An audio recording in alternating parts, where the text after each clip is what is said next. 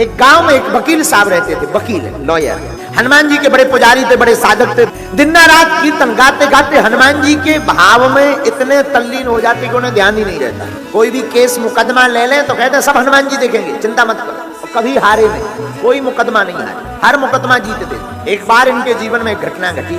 हम आपको कोई बहुत पुरानी बात नहीं सुना रहे हैं, ये घटना सत्य घटना पर आधारित है। आगर मालवा जिले की श्री बैजनाथ मंदिर है, वहां की चर्चा हम आपको बता रहे हैं। वही कोई 50-60 साल पहले एक बार एक व्यक्ति का उन्होंने मुकदमा लिया, केस को सुना, समझ गए ये मुकदमा सत्य है, ये जो व्यक्ति बोल रहा है ये निर्दोष है, इसको कहीं सजा ना हो जाए। बोले ठीक है भाई, चिंता मत करो, साहब प्रभु लीला करेंगे, लाओ हम तुम्हारा मुकदमा लड़ेंगे और तय है जीतोगे। उस व्यक्ति ने हाथ जोड़कर कहा क्षमा करना, सबका कहना है कि हम ये मुकदमा नहीं लड़ेंगे, हारेंगे, आप उल्टी बात बोल रहे हैं। वकील साहब ने कहा कि विजय होंगे, केस हम जीतेंगे।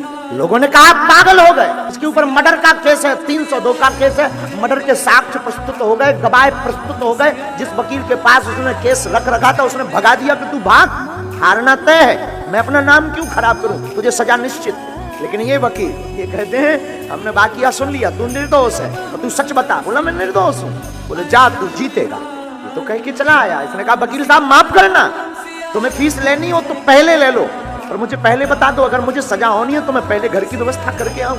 वकील ने कहा चुप हो जा, मैं फीस अभी नहीं लूंगा, मैं फीस बाद में लूंगा, नोटों की फीस नहीं लेता हूं। मैं तो यही कहूंगा तू भी आना मेरे सरकार के द्वार पर और कीर्तन करा देना राम नाम का। अब तो ये जो व्यक्ति जिसका केस लड़ना था ऐसे लगा कि ये सच में मेंटल है, कहीं कीर्तन करवाने से कोई मुकदमा जीतता है। वैसे भी सब लोग जितने और लॉयर थे, जितने वकील थे, वो कह ही रहे थे कि ये पागल है, इसके चक्कर में मत पड़ो। लेकिन अब तो तय हो गया।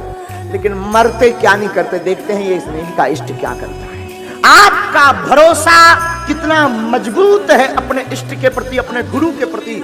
हमारा इष्ट और हमारा गुरु उतनी ही कृपा करेगा जितना तुम्हारा भरोसा होगा। और ये तो वकील बड़े पागल। महादेव आए, अपना बही खाता जो वो फाइल होती है वकीलों की, फाइल बनाई उस मुकदमे की, सरकार के चरणों में रखी, और वही पूजा जो पुरानी पद्धति, वही पद्धति, हाथ में माला लिए जप रहे। पहले दिन जो बहस छिड़नी थी उसी दिन वो 2 घंटे लेट आए।